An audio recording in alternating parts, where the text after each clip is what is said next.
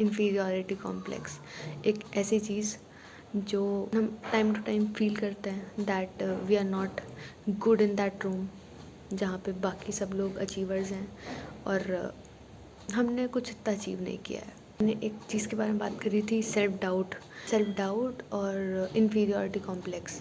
मेरे हिसाब से दोनों अलग अलग चीज़ें हैं। सेल्फ डाउट इज़ समथिंग जिस पे हमें अपनी कैपेबिलिटीज़ पे शक होता है, हमें अपनी अचीवमेंट्स पे शक होता है, या फिर कि हमने ये नहीं किया, हमने वो नहीं किया। और इन्फीरियॉरिटी कॉम्प्लेक्स इज़ समथिंग जहाँ पे हम दूसरों को कंपेयर करते हैं।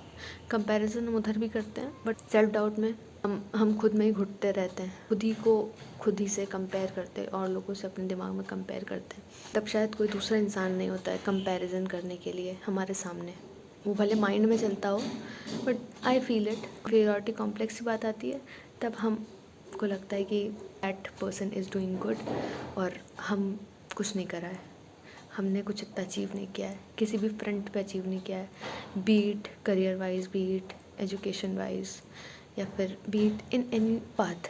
ये जो इन्फीरियॉरिटी कॉम्प्लेक्स होता है, ये एक तरीके की क्रॉनिक फीलिंग ऑफ इनसिक्योरिटी और इनएडिक्वेसी हमारे अंदर लेके आता है, क्योंकि वो हर चीज़ हमें अपने आप से लगती है, हमें अपने दिमाग से लगती है that we are less of intelligent, we are less of achievers, और we are unsuccessful in any other way. इस एस्पेक्ट ऑफ लाइफ में कि that person is having a great figure and I am not having a great figure, that person is beautiful, I am not that beautiful, तो that creates inferiority complex. हम अपने आप से अपनी short Cummings बना लेते हैं थ्रू इमेजिनेशन। अगर वो शॉर्ट टर्म के लिए भी इन्फीरियॉरिटी कॉम्प्लेक्स हमारे अंदर था तो हमें पता भी नहीं लगता कि वो हमारे कब और कैसे हमें इफ़ेक्ट कर रहा है, हमारे हर फेसेट ऑफ लाइफ को इफ़ेक्ट कर रहा है, क्योंकि वो दिमाग के अंदर हमारे वो बीज अभी भी पड़ा हुआ है। एक बार डाल दिया तो वो बहुत आसानी से नहीं जाता है। ये जो इन्फीरियॉरिटी कॉम्प्लेक्स है वो हमारे लाइफ के हर फेसेट को कैसे इम्पैक्ट करता है, क्योंकि हमने अपनी वर्थ का एवेल्यूएशन किया ऑन द बेसिस ऑफ किसी और की सक्सेस, किसी और के अचीवमेंट्स। वो हमारी खुद की फीलिंग्स नहीं थी, वो हमारे खुद के एक्सपीरियंसेस नहीं थे, वो किसी और की सक्सेस थी, वो किसी और की अचीवमेंट थी जिसके बेसिस पे हमने अपना इवैल्यूएशन किया, और उसका नॉर्मल हमने अपना नॉर्मल समझ करके हमने अपना इवैल्यूएशन किया। So that lead us to inferiority complex. तो यही सब चीज़ें आती हैं और हमें सोचने पर मजबूर करती हैं that we are unworthy of everything, unworthy of life, unworthy of happiness, unworthy of success, क्योंकि हमारे पास में वो एबिलिटीज़ नहीं है, हमारे पास में वो यूनिक गिफ्ट्स ऑफ गॉड नहीं है, टैलेंट नहीं है, बहुत सारी ऐसी चीज़ें नहीं हैं जो बाकी दूसरों के पास में हैं पर हमारे पास नहीं है। वो हमें डालता है इन्फीरियॉरिटी कॉम्प्लेक्स में, हमारी सेल्फ़ इस्टीम को कम करता है, हमारी खुद की नज़रों में। हमें ऐसा फील होता है हम खुद ही की नज़रों में गिरे हैं, बाकी दूसरों की नज़रों में तो बाद में गिरेंगे। सेल्फ डाउट और इन्फीरियॉरिटी कॉम्प्लेक्स, हीन भावना, इसी को बोलते हैं हीन भावना का शिकार होना। ये सिर्फ 1 साल तक नहीं चलता, 2 साल तक नहीं चलता है, ये चलता ही रहता है। अगर कंट्रोल नहीं किया जाता है तो ये सालों साल चलेगा, हम लाइफ लॉन्ग चलता रहेगा, ज़िंदगी भर चलेगा। इमेजिन डिफिशिएंसी होती है या जो एक्चुअल डिफिशिएंसी होती है, और ये जो फीलिंग ऑफ इनएडिक्वेसी होती है, वो हमें ऐसे फील करवाती है दैट उसके बाद हमें सोशल विड्रॉल हो जाता है, हम कहीं भी जाने से डरते हैं, क्योंकि हमें लगता है कि वो जो लोग हैं जिनसे हम मिलेंगे अभी, वो लोग ओवर अचीवर्स हैं, उन लोगों ने बहुत कुछ कर रखा है, उन लोग के बहुत अच्छे मार्क्स आ गए थे, उन लोग बहुत अच्छा कर रहे हैं अपने करियर में, बहुत अच्छा कर रहे हैं अपने जीवन में, on every aspect of life वो अच्छा कर रहे हैं, हर एस्पेक्ट ऑफ लाइफ में। घबराहट होती है लोगों से मिलने में, शर्म आती है, बेसिकली लोग डर लगता है लोगों से मिलने में कि वो लोग क्या सोचेंगे मेरे बारे में, बिकॉज वी फियर जजमेंट। वो लोग भले बाद में जज करें, हम लोग अपने आप को पहले ही जज कर लेते हैं। We are inferior to them, we are inferior to those people, क्योंकि जब हमें ये लगता है कि हम इन्फीरियर हैं बाकी लोगों से, तब हम क्या करते हैं, तब हम ओवर एनालाइज करते हैं, ओवर कंपटीशन करते हैं, एग्रेसिव हो जाते हैं, ओवर कॉम्पनसेट करते हैं, ओवर अचीवर बनने की कोशिश करते हैं। हमें यही लगता है कि यही एक तरीका है जिससे हम इन्फीरियर नहीं महसूस करेंगे। होता क्या है, होता उसका उल्टा है। इन्फीरियॉरिटी कॉम्प्लेक्स हटने के बजाय हम क्या ले आते हैं, सुपीरियॉरिटी कॉम्प्लेक्स ले आते हैं, क्योंकि हम एग्रेसिव हो जाते हैं, क्योंकि हमें प्रूव करना होता है दुनिया को, खुद को, अपने आसपास के लोगों को प्रूव करना होता है। एक कोई इंसान जिसके अंदर सुपीरियॉरिटी कॉम्प्लेक्स होगा ना, उसको कहीं ना कहीं डर होगा कि I will have to maintain that superiority. उसको वो डर होगा कि मैं कहीं पीछे ना छूट जाऊं। तो ये क्या है? ये कॉम्प्लेक्स ही है एक तरीके का, जिसकी अंडरलाइंग एस्पेक्ट क्या है? Inferiority complex. जब हम बड़े हो जाते हैं तब वो चीज़ आना थोड़ा सा मुश्किल होता है, इन्फीरियॉरिटी। तब तक हमें शायद एक्सपीरियंसेस हो चुके होते हैं, हम सीख चुके होते हैं बहुत सारी चीज़ें। जब ये इन्फीरियॉरिटी कॉम्प्लेक्स का जो शुरुआत होती है वो कहीं से होती है, लगभग जब हम बचपन में होते हैं, जब हम एडोलसेंस वाली एज में होते हैं, टीनेजर्स होते हैं, तब एक comparison, peer to peer comparison, तब हम खुल रहे होते हैं दुनिया के लिए।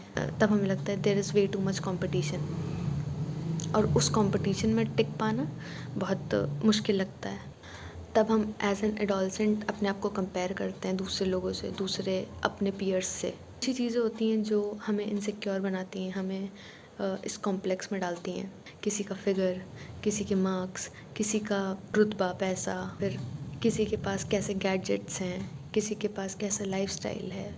ये सब चीज़ें हमें डालती हैं इन्फीरियॉरिटी कॉम्प्लेक्स में एज एन एडोलसेंट। कि कोई बहुत ज़्यादा स्पोर्ट्स में बहुत अच्छा है, कोई किसी स्किल में, एबिलिटी में बहुत ज़्यादा अच्छा है, तो वो सब हमें इनसिक्योर बना देती है। हम इनसिक्योर फील करते हैं क्योंकि वो चीज़ हम नहीं कर पाते, वो कैपेबिलिटी हमारे पास नहीं है। होता है, हम फील करते हैं, इनसिक्योर फील करते हैं बहुत सारी चीज़ों को लेके। होती है अगर ये चीज़ तो नॉर्मल है, मेरे साथ भी होती थी, बहुत सारे लोगों के साथ आज भी होती होगी और आगे भी होगी। ह्यूमंस के हार्मोन्स ऐसे ही काम करते हैं that we feel inferior, we feel insecure about our bodies, our skills, our capabilities, our marks, our, होता है, दैट इज़ एब्सोल्युटली नॉर्मल। अगर वो चीज़ अच्छा करने के लिए प्रेरित कर रही है तो वो अच्छी चीज़ है। उस इनसिक्योरिटीज़ से मुझे लगता है कि सीखने की ज़रूरत होती है most of the time. Insecurity हो रही है, it's fine, it's okay, it's absolutely normal. होता है, हम सबको होता है। अगर वो इनसिक्योरिटी हमें अच्छा करने के लिए इंस्पिरेशन दे रही है, अच्छा मार्क्स लाने के लिए इंस्पिरेशन दे रही है, अच्छा अपने करियर्स में करने के लिए इंस्पिरेशन दे रही है, तो वो इनसिक्योरिटी ठीक है, क्योंकि वो एक स्टिमुलस की तरह काम कर रही है ना। ठीक है, अगर आप इंस्पायर हो रहे हो दूसरों को देख करके to do good in our own lives, तब वो अच्छी चीज़ है ना। बट अगर वो इनसिक्योरिटी इन्फीरियॉरिटी कॉम्प्लेक्स में तब्दील हो जाए, क्योंकि हमारे सारे फ्लॉज हमें ऐसे नज़र आने लगे कि हम उन फ्लॉज से ही ओवरकम ना कर पाएँ, कि नहीं एक चीज़ को ही लेकर के पूरे टाइम उसी के बारे में सोचने लगे, उसी के बारे में पूरा ओवर एनालिसिस करने लगे, उस चीज़ के पीछे ही पड़ जाएं, वो इनसिक्योरिटी इन्फीरियॉरिटी कॉम्प्लेक्स का रूप ले लेगी। तब वो डरावनी और ख़तरनाक बात है। अगर हमारे अंदर कुछ कमियां हैं, हमारे अंदर कुछ फ्लॉज हैं, तो हम कंपेयर करेंगे अपने आप को दूसरों से। But comparison is not a tool कि हम अपने आप को दूसरों से कंपेयर करे बगैर कुछ कर ही नहीं सकते हैं। एज अ ह्यूमन अपनी कीमत का अंदाज़ा किसी और के कंपैरिजन के साथ कर रहे हैं, क्योंकि वो इंसान जिसके साथ हम अपना कंपैरिजन कर रहे हैं वो हमसे हो सकता है सुपीरियर हो कुछ एस्पेक्ट्स में, उससे भी तो सुपीरियर कोई होगा, उससे भी सुपीरियर कोई होगा। हम सबसे सुपीरियर कोई ना कोई होगा ही होगा।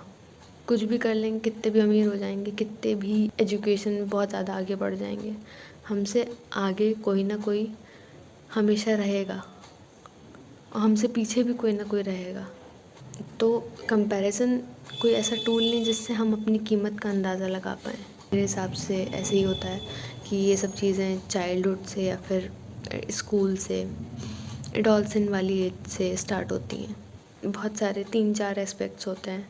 पहले अगर हमारे मार्क्स नहीं अच्छे हैं, दैट इज़ वन फैक्टर। कोई हमें बुली कर रहा है, सेकंड फैक्टर। मार्क्स अच्छे नहीं आए तो फिर टीचर्स के सामने भी आई थिंक वो इम्प्रेशन ख़राब हो जाता है, तो हम और कुछ नहीं कर पाते हैं।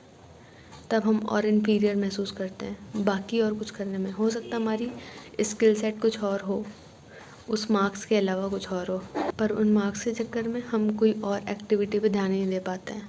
बहुत बार ऐसा होता है, मेरे साथ भी ऐसी था। ये problem I think average student जो होते हैं उनके अंदर ज़्यादा आती है। एक चीज़ जीवन में अच्छी नहीं हुई तो उसके चक्कर में बाकी सारी चीज़ें भी इफ़ेक्ट होती हैं। आज भी ऐसे होता है कि एडोलसेंट्स में, टीनेजर्स में, जैसे ही बच्चे टीनेजर होते हैं तो उनके ऊपर निगरानी और मॉनिटरिंग बढ़ा दी जाती है। मुझे जब मैं एडोलसेंट थी, निगरानी की नहीं, गाइडेंस की ज़रूरत थी। ऐसा नहीं है कि निगरानी बिल्कुल नहीं करनी है या फिर मॉनिटरिंग बिल्कुल नहीं करनी है। दोनों का बैलेंस अगर होगा, गाइडेंस और मॉनिटरिंग का बैलेंस होगा तो ज़्यादा अच्छा होता, अगर ऐसा होता तो। क्योंकि उस एडोलसेंट वाली एज में सिर्फ क्रिटिसिज्म, मॉनिटरिंग और विदाउट गाइडेंस अगर वो सब चीज़ें होंगी तो वो ज़िंदगी भर को इम्पैक्ट करता है। फिर जब हम बड़े हो जाते हैं, बाहर निकलते हैं, तो हमें उसी रिजिड फ्रेमवर्क में काम करने की आदत पड़ जाती है। फिर वो एज अ ह्यूमन हमारे लिए डिफ़िकल्ट हो जाता है। फिर हमें आदत पड़ जाती है कि नहीं, पहले बोला जाता था कि 8 बजे घर पहुंचना है रात में। सेफ्टी रीज़न से सही भी है, पहुंच जाना सही चाहिए एक टाइम पे। और जब हम बड़े हो जाते हैं, 25-26 साल के हो जाते हैं, तब भी वो डर हमारे अंदर रहता है 8 बजे घर पहुंचना है। अगर वो 8 बजे के ऊपर सोई गई तो वो हमारे एंग्शियसनेस को बढ़ा देता है। अब बस होगा कुछ भी नहीं उससे, बट वो हमारे अंदर बिल्ट इन हो जाता है ना, तो वही चीज़ फिर हमें इनकेपेबल फील करवाती है एज अ चाइल्ड। बड़े होते हैं फिर वो इनसिक्योरिटी और बड़ी होती चली जाती है। फिर हम अगर 25-30 साल के भी हो जाते हैं, फिर हमें लगता है कि नहीं, 6 बजे, जैसे वो 8 बजता है, 6 बजता है, हमें एंग्जाइटी होने लगती है, टाइम एंग्जाइटी होने लगती है कि घर पहुंचना है। भले घर में कोई वेट ना करो, भले घर में कोई अब बाउंडेशन नहीं है, हमें उस चीज़ की आदत पड़ जाती है। हम जैसे रहते हैं, हमारी कंडीशनिंग जैसी होती है, हमारी माइंड सेट भी वैसा होता चला जाता है। डिसिप्लिन करना, गाइड करना, वो उसमें कोई दो राय नहीं है कि वो चीज़ करनी ज़रूरी है, वो चीज़ करनी भी चाहिए।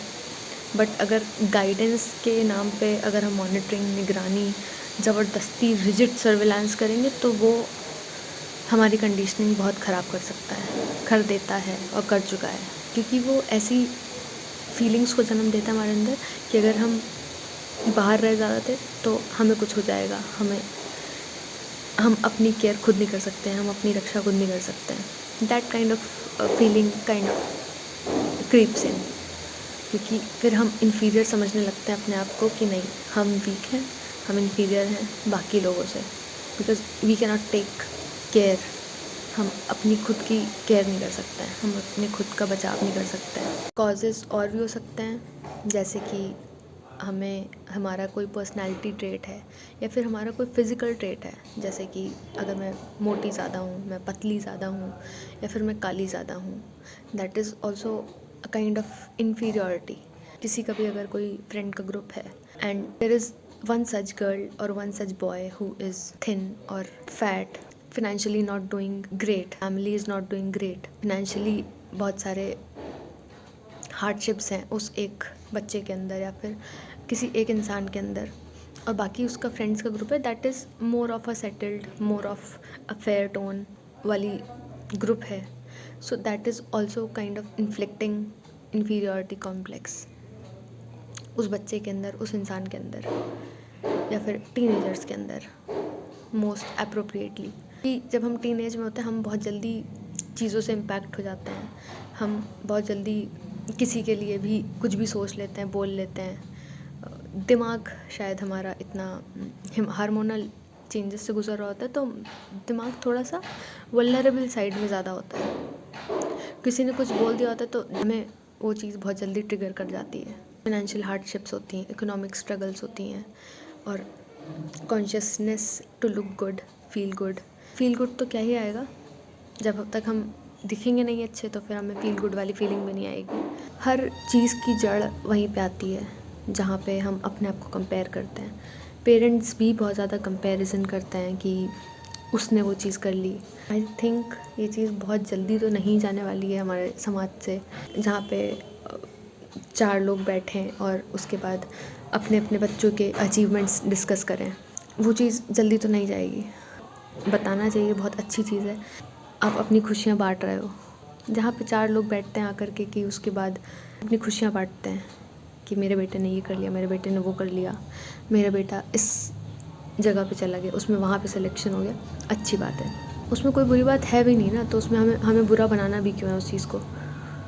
बट बुरा वो तब होता है जब उन्हीं में 4 लोगों में से कोई एक मम्मी या फिर पापा, एक पेरेंट आकर के अपने बच्चे को वो फील करवाए उसका बेटा तो उसका सिलेक्शन वहाँ पे हो गया था, उसका नंबर इतने आ गए थे, या फिर वो उसका यहाँ पे प्लेसमेंट हो गया था, कंपनी अच्छी हो गई, ये मतलब हर एक तरीके से, किसी भी एक तरीके से वो उसका कंपैरिजन दूसरे के बच्चों से करे, तो वो आई डोंट थिंक सो कि जाने वाला है। होता है, ये भी एक कारण है कि जहाँ पे वो बच्चा फिर फील करता है इन्फीरियरिटी कॉम्प्लेक्स। कंपैरिजन चाहे पेरेंट्स करें, रिलेटिव्स करें, फ्रेंड्स करें, या फिर हम खुद ही क्यों ना करें, एक पॉइंट ऑफ टाइम के बाद वो इनसिक्योरिटी इन्फीरियरिटी कॉम्प्लेक्स में ही तब्दील होनी है। जितना ज़्यादा कंपैरिजन करेंगे उतना ही ज़्यादा इन्फीरियरिटी कॉम्प्लेक्स आएगा हमारे अंदर, हमारे खुद के अंदर, चाहे वो हम किसी से भी कर लें। हम सोशल मीडिया से बहुत ज़्यादा एक्सपोज रहते हैं, हम किसी स्पोर्ट्स पर्सन से अपना कंपैरिजन कर सकते हैं, ये तो यहाँ पहुँच गया, ये इतना एथलेटिक है, इतना ज़्यादा स्किल्ड है। हम किसी साइंटिस्ट से अपना कंपैरिजन कर सकते हैं, सेलिब्रिटी से कर सकते हैं, इन्फ्लुएंसर से भी अपना कंपैरिजन करते हैं। That inflicts that emotion. या फिर कोई एक ऐसा इंसान जो हमारे ही प्रोफेशन में हो, हमारे ही डोमेन में काम कर रहा हो, वो खुद बहुत अच्छा कर रहा है, इसके कंपैरिजन में हमें लगता है कि हम खुद इनएडिक्वेट हैं, हम नहीं अच्छा कर रहे हैं, तो that brings insecurity. Comparison is something जहाँ पे it should not be a tool जिससे हम अपने आप की सेल्फ वर्थ को नापें, जो मोटिवेट करे हमें इम्प्रूव करने में, वरना वो नेगेटिवली हमें इम्पैक्ट करेगी, हमारे जीवन को इम्पैक्ट करेगी। अगर कोई सफ़र करता है इन्फीरियरिटी कॉम्प्लेक्स के साथ, तो उसके 2 रिस्पॉन्सेज होते हैं। या तो हम बिल्कुल शर्म के मारे कहीं पे भी आना जाना बंद कर देते हैं, सोशली विड्रॉल मोड में चले जाते हैं, कहीं आने जाने में भी झिझक होती है, डर लगता है, घबराहट लगती है लोगों से मिलने में। सेकंड चीज़, वो ओवर कॉम्पनसेट करने लगता है, ओवर एनालाइज करने लगता है, ओवर डू करने लगता है काइंड ऑफ चीज़ें, जहाँ पे वो जो ओवर एनालिसिस है, ओवर कॉम्पनसेशन है, वो तब्दील होता है सुपीरियरिटी कॉम्प्लेक्स में। वो एक्सेसिवली कॉम्पिटिटिव हो जाता है, इस चीज़ को प्रूव करने की दौड़ में लग जाता है, नहीं, I am a right person, I am not the inferior person and I am doing good, overly good. जब हम छोटे बच्चे होते हैं, जब हम एज अ चाइल्ड फंक्शन कर रहे होते हैं, तो जो इन्फीरियरिटी होती है वो एज अ टूल काम करती है बड़ों के लिए, टू इनकरेज अस, ताकि हम अच्छा करें, हम इम्प्रूव करें, हम मोटिवेट होकर के और अपनी लाइफ में बेहतर कर सकें, एक हाईली फंक्शनल एडल्ट्स बन सकें।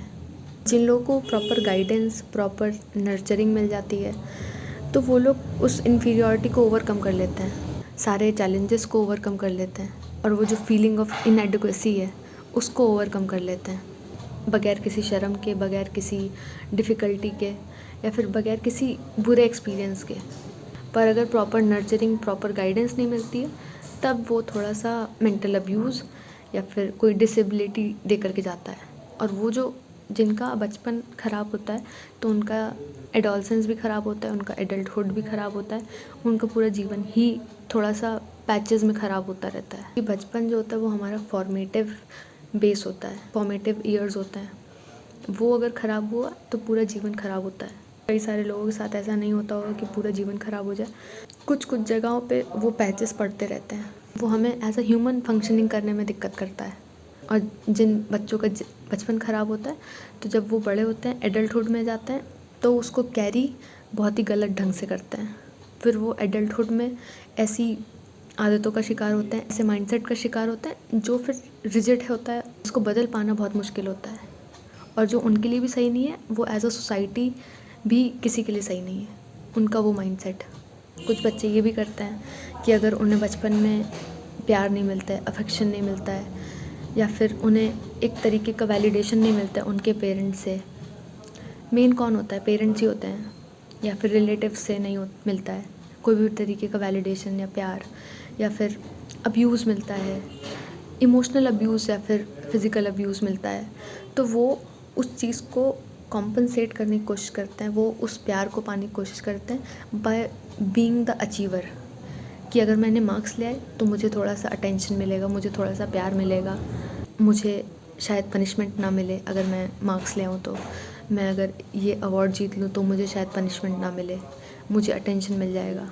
वो बच्चे जिन्हें इमोशनली या फिज़िकली कोई भी अब्यूज़ मिलता है for not getting good marks, for not doing the right thing at the right time, उन्हें कोई पनिशमेंट मिल जाती है, उनके पेरेंट्स उनको पनिशमेंट देते हैं, कोई भी अगर गार्जियन होता है वो पनिशमेंट देता है, तो वो उस चीज़ को इंटरनलाइज़ करके, उन शॉर्ट कमिंग्स को इंटरनलाइज़ करके अपनी सेल्फ इस्टीम को खो देते हैं वो बच्चे।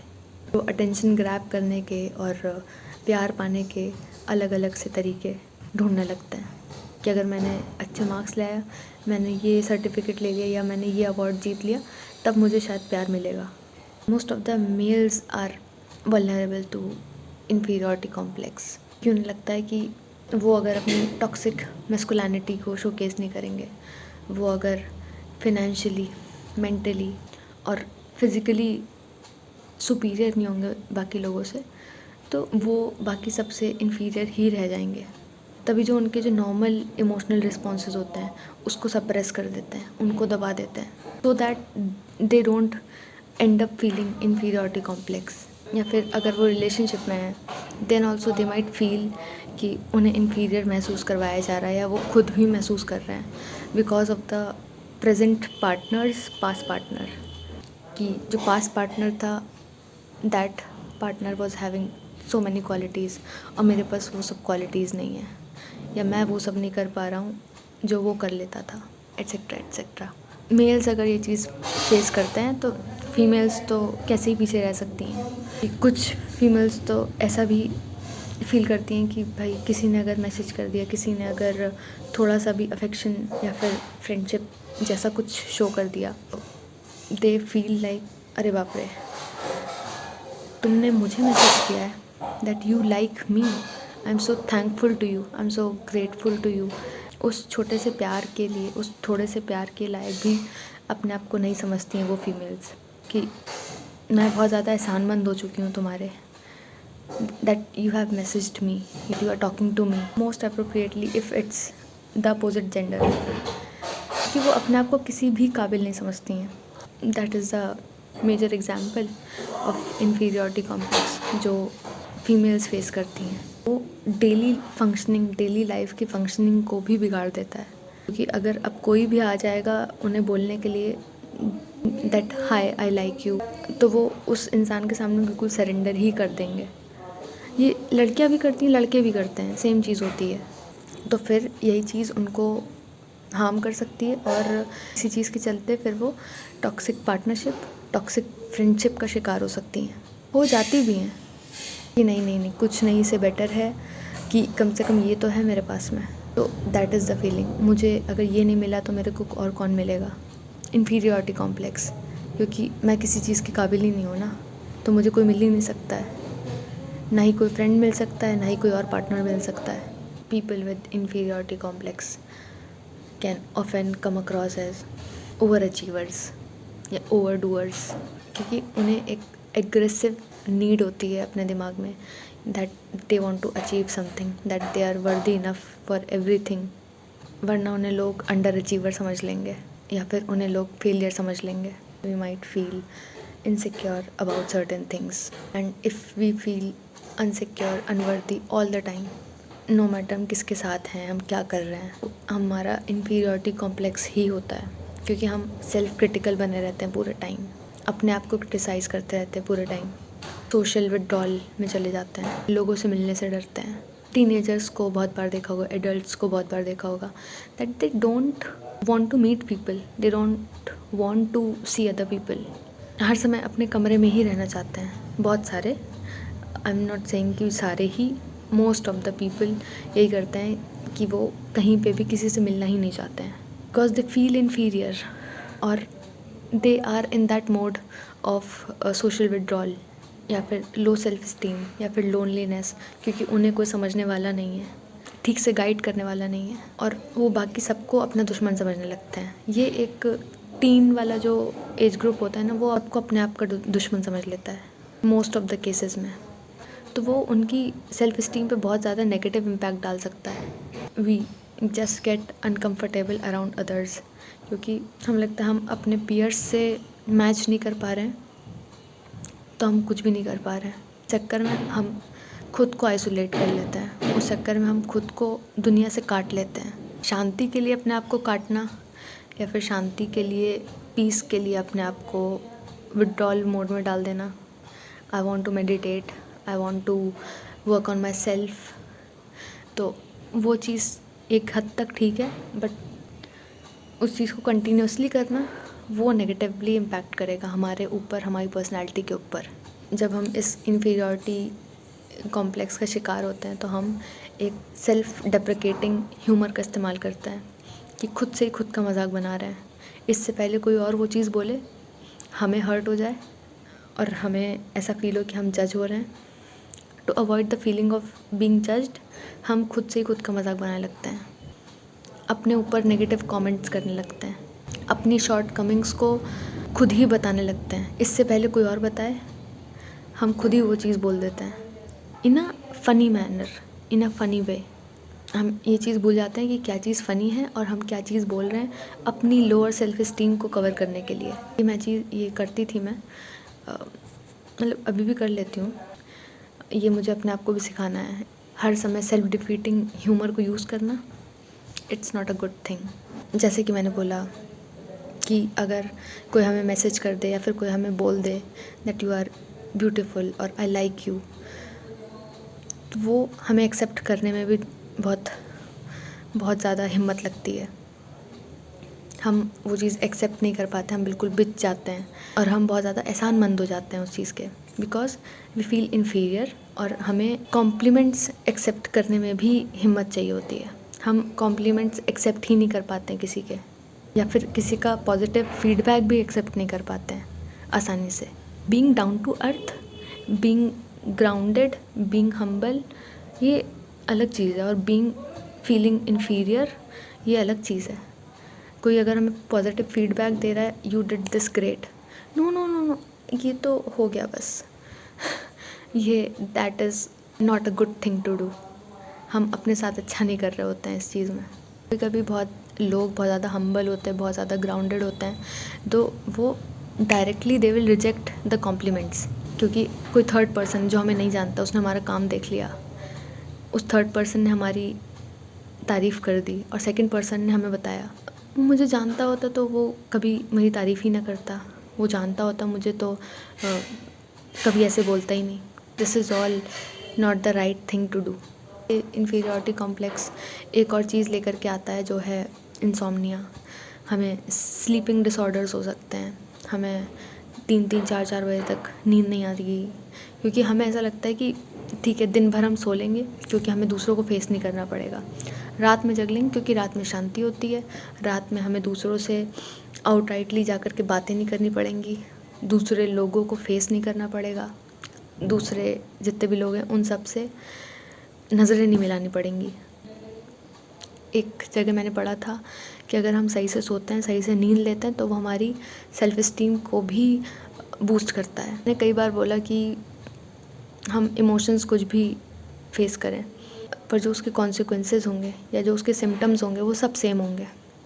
जैसे सेल्फ डाउट का भी एक सिम्टम था परफेक्शनिज़म, कंपैरिजन, वैसे ही इसमें भी एक सिम्टम है परफेक्शनिज़म, क्योंकि हम हर चीज़ के तो क्रिटिकल बनते रहते हैं। हम कुछ भी कर लें, हम उस चीज़ के क्रिटिकल हैं, हम कुछ भी कर लें, दूसरे जो हमारे पेरेंट्स हैं या कोई और भी है, हमारे ग्रुप में है कोई, वो हमारे क्रिटिकल है, तो हम हमेशा उस चीज़ को ऐसे लेते हैं कि हम फीडबैक कभी नहीं लेना पसंद करेंगे उसमें। हमें बस ये कि ये काम मुझे परफेक्शन के साथ करना है, और वो हो सकता है परफेक्शन को हम एज एन एम्बिशन लें, एज अ ड्राइव कंसिडर करें, पर वो होता नहीं है। अगर हम सेल्फ इस्टीम और परफेक्शनिज्म को लिंक करेंगे आपस में, तो वो बहुत ही बैलेंस के साथ आपस में लिंक होना चाहिए, क्योंकि परफेक्शनिज्म अगर हमें मोटिवेट करता है अच्छा करने में, इम्प्रूव करने में, तो वो परफेक्शनिज्म अच्छा होता है, वो हमारी सेल्फ इस्टीम को भी बूस्ट करेगा। वरना वो कुछ नहीं करेगा, वो बस हमें डिस्ट्रेस में डालेगा। और जो हमारे लिए छोटे छोटे गोल्स भी होंगे कंप्लीट करने के लिए, वो भी गोल्स हम नहीं कंप्लीट कर पाएंगे, just because of the fear of failure. कैसे इससे डील करना होता है वो मुझे नहीं पता है, मैंने थेरेपी और ऐसा कुछ नहीं किया है कभी भी, पर मुझे लगता है कि ये चीज़ें समझना और जानना ज़रूरी है। इन्फीरियॉरिटी कॉम्प्लेक्स से गुज़रते हैं हम, कितनी बार इन्फीरियर फील करते हैं लोगों से। थोड़ा बहुत करते हैं, साल में 3-4 बार कर लेते हैं, साल में 12 बार भी कर लेते हैं, कोई बात नहीं होती है। पर अगर हम डेली वो चीज़ कर रहे हैं, डेली हम इन्फीरियर फील कर रहे हैं, तो वो नहीं करना चाहिए। और वो मैंने बहुत ज़्यादा रोका है खुद को वो चीज़ करने से। अपने गोल्स को रीसेट किया है, अपने आप को रीसेट करने की कोशिश की है, और ये चीज़ समझने की कोशिश की है कि वो अटेनेबल है भी कि नहीं है। अगर ऐसा नहीं है कि मैंने गोल सेट कर दिया मैं अचीव ही कर ले रही हूँ। आज से 3 महीने पहले भी मैंने बहुत सारे गोल सेट किए थे, नहीं कर पाई हूँ। तो वो नहीं कर पाई हूँ, इसका मतलब ये नहीं है ना कि मैं अपने आप को उस चीज़ के लिए पनिशमेंट देने बैठ जाऊँ।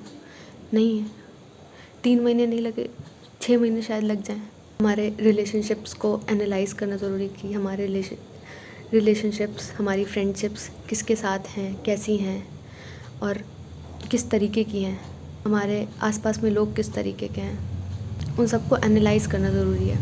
मैंने कुछ चीज़ें की इस इन्फीरियॉरिटी कॉम्प्लेक्स से बाहर निकलने के लिए कि मैं ना फ़ील करूँ इन्फीरियर।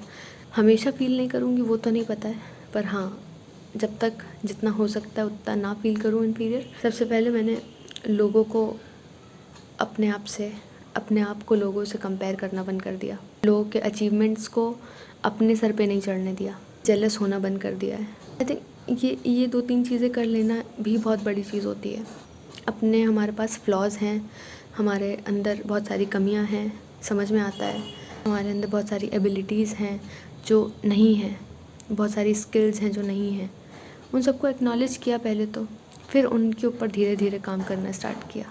अपने आसपास के एनवायरनमेंट को चेंज करने की कोशिश की। जो हमारे कंट्रोल में है वही हम कर सकते हैं।